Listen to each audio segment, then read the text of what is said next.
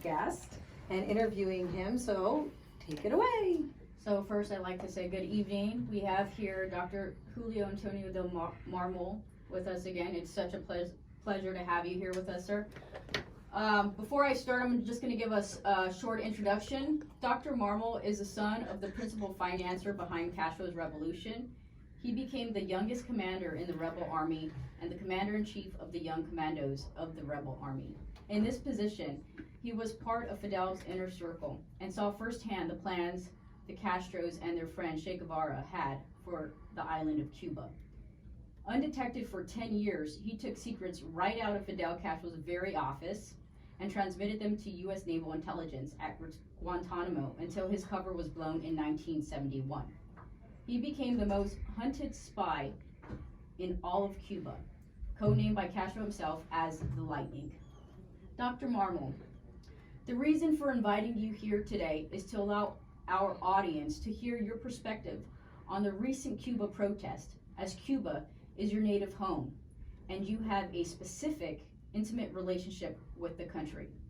The protests in Cuba look very similar to the protests here in the United States, with chants of freedom and people condemning socialism and communism. The people of Cuba have been suffering for centuries as slaves and ruled by dictators. This is a country that knows what false promises sound like and know the face of communism. They lived it and they died by it. Why do you believe they have come out now? First of all, thank you very much for you invite me to your program. We have very little time to I can answer that question properly, but I'm going to try to synthesize it the best as possible. The people of Cuba, it's true, have the misfortune to be living under dictators and political corrupted, and all kind of, even slavery in the beginning to 18th century, like we have in the United States, like every country have, you know. But we all live in peace, in democracy, and in respect to each other. Even racist not exist in Cuba ever, because blacks choose to have their own social clubs and the whites have the social clubs. But they never say, no, you cannot come here, or you, vice versa, you cannot come there. In other words, they intermingling each other as their own will, because they are free people and they know how no division. If they can play baseball together, if they can go to the bar and drink a beer together, why they cannot intermingling themselves in the social everyday life? Mm-hmm. But the big difference, because people say, well, it's a dictator in Cuba, Batista, and there's a really bad dictator, blah, blah, blah. But yes, this is true. But the dictator is a baby, suckling baby, compared with the communists and Marxists. And I tell you because I live both, okay? But the dictator is there. I'm maybe 9 years old. I saw what happened with the dictator. One of my uncles died in the attack to the palace, tried to kill the dictator. I can't say my second uncle, because actually it's a cousin to my father, Menelao Mora Morales.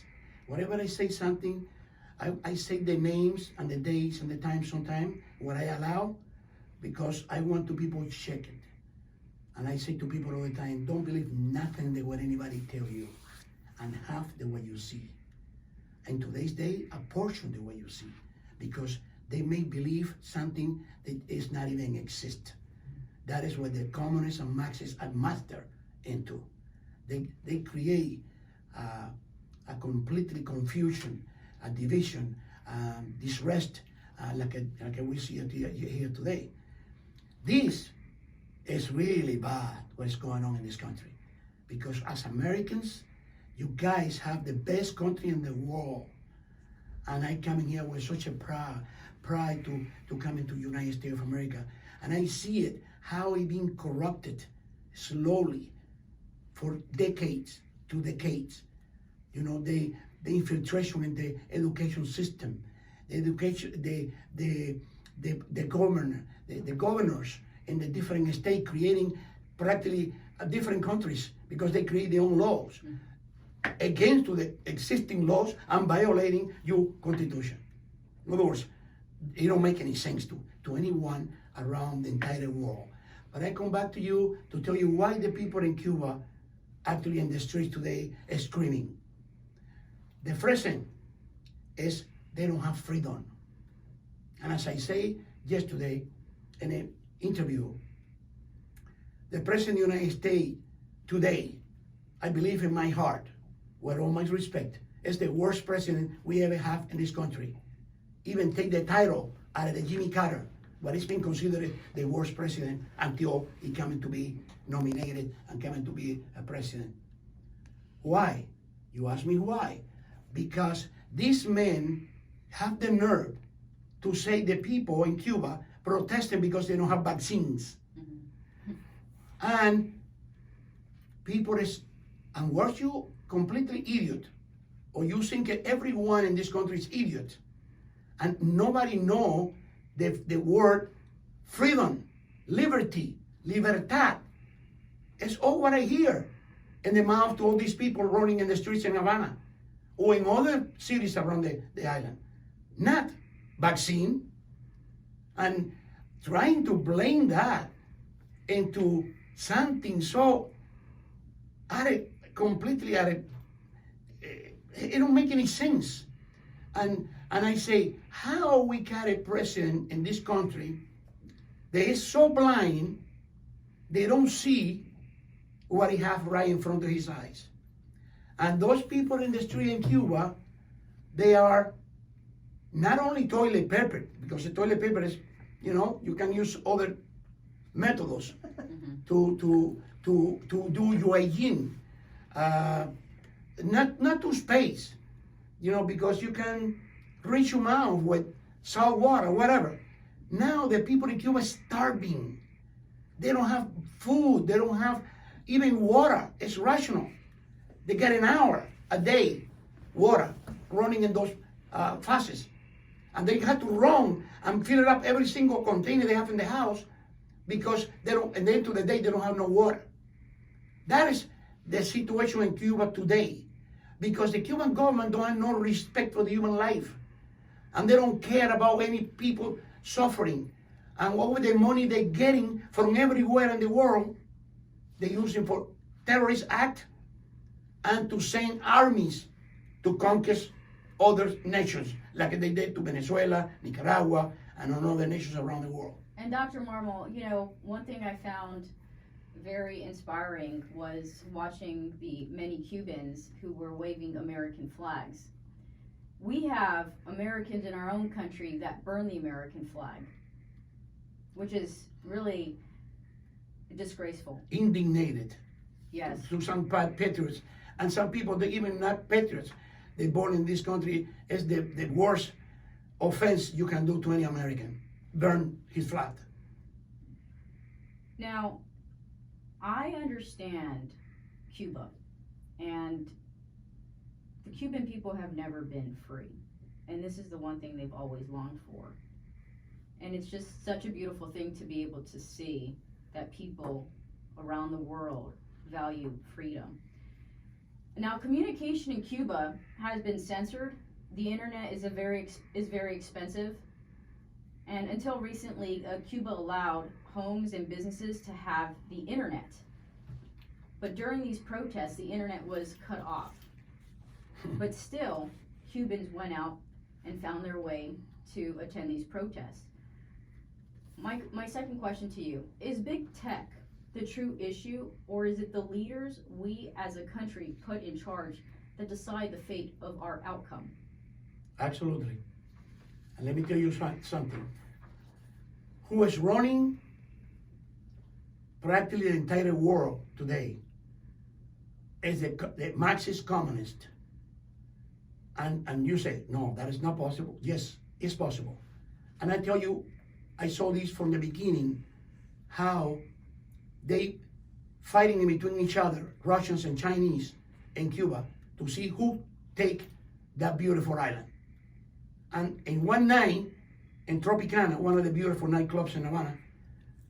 It's a shooting match, like in a nightclub here, sometimes happen, in between rappers, and, well, the Chinese try to shooting the Russian agents, and the Russian agents try to killing the Chinese agents. Eventually, this take a very drastic turn when the Soviet Union is collapsed, because they set back, they don't have no financials available anymore to keep on doing what they're doing, the world domination, and China take over. What is our mistake? Because actually, one of their president, matter of fact, Republican, I say always, is good, bad, and ugly in every party. And Nixon made the biggest mistake to bring China into the world marketing. And what happened? What happened with that? Well, you know, we accept China to don't pay taxes, to don't pay tariffs, and what happened? China's been taking advantage and actually using your tax dollars and my tax dollars and everyone is hardworking in this country to enrich himself and to control the entire world. Okay? Now, I want to come back to the freedom of Cuba, because that is your initial beginning question. My great-grandfather, Donato del Mármol y Tamayo, fight as a general in that war. They call it the independence from Spain, the liberation from Cuba to Spain, like the United States, the freedom from England. And we have freedom. Well, we got periods in Cuba where we got freedom. But always, unfortunately, we're not guardian enough, we're not prepared enough to preserve that freedom. And the bad guys coming behind us and corrupt a social establishment and penetrate those key elements in the political key positions, and they turn completely the whole freedom, beauty, and joy and happiness to the people, and to come back to the same slavery again. Of course, in different matters and in different ways, but let's come back to the same. They've always been slaves. Always. And it will continue until people learn and educate themselves. When people educate themselves, you're going to learn to see a mile away the person, no matter what, how great he sounds, how sweet he speaks, how he disguises the lies. You're going to be able to immediately detect that individual by the form he expressed, by the religious belief, and what the intentions are. Not what they say, what they do. You know, that is one of the reasons I like President Reagan, because whatever Reagan say, he do. And that is the reason every president we have in this country, there's been good, unfortunately, is not being a politician. Well, and you know, President Trump was one of those presidents. Absolutely. And that is the reason, because Trump know that he don't get involved, he will lose not only his freedom, he will lose his country. And what this burning for inside to your heart coming to you, every one of those politicians attack you. Even the media, even the high tech. Looking, what we have today in this country is a monopoly. And this is illegal. You know, these people censor you when you put something in YouTube. I got several musical videos because I write music. And one of the music I wrote, because it say, watch out, because the government take your freedom away and you blink your eye. Just for that, it's not in YouTube, only in the back channel. They don't put it the way it's supposed to be put in. Well, Dr. Marmol, thank you so much for sharing your answers with us. We love it when you're here, and we can't wait to have you again on our show. Thank you so much. It's been a pleasure.